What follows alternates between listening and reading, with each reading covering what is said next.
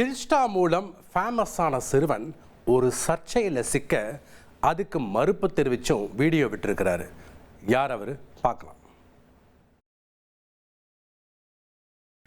Instagram மூலம் பண மோசடியில் ஈடுபட்டதாக எழுந்த சர்ச்சைக்கு தென்காசி சிறுவன் தொடர்ந்து மறுப்பு தெரிவித்து வீடியோக்களை வெளியிட்டு வருகிறார்.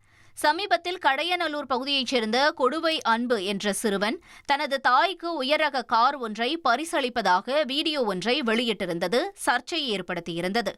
இந்த நிலையில் பலரிடமிருந்து பணம் பெற்றுக்கொண்டு மோசடியில் ஈடுபட்டதாக அந்த சிறுவன் மீது சமூக வலைதளங்களில் புகார்கள் எழுந்துள்ளன.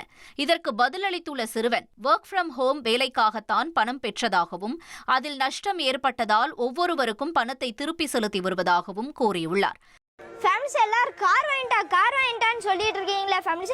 இப்போதைக்கு நான் வெறும் கார் புக்கு தான் ஃபேமிலிஸ் பண்ணியிருக்கேன். அதுக்குள்ளே நான் கார் வாங்கிட்டேன், கார் இறக்கிட்டேன்னுலாம் சொல்லிட்டு இருக்காங்க ஃபேமிலிஸ். இந்த ஃபைனான்ஸ்காரங்க வந்து சொன்னாங்க உங்கள் பேரில் ஏதாச்சும் நிலம் பொருள் ஏதாச்சும் இருக்கான்னு கேட்டாங்க.